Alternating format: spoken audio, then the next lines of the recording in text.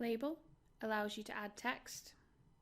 Image, where you can add PNGs, JPEGs and animated GIFs. Multi-page is where you can have content fading or sliding on and off the screen. Scroller is a way of communicating and informing employees of any updates or product information.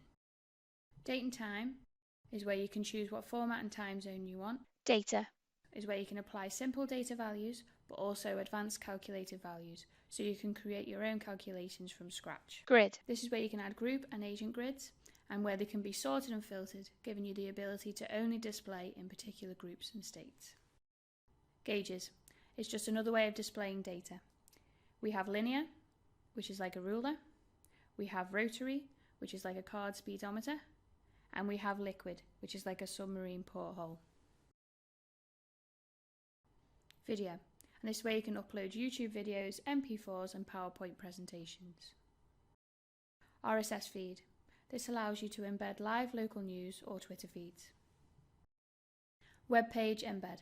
This allows you to add web dashboards from any other systems.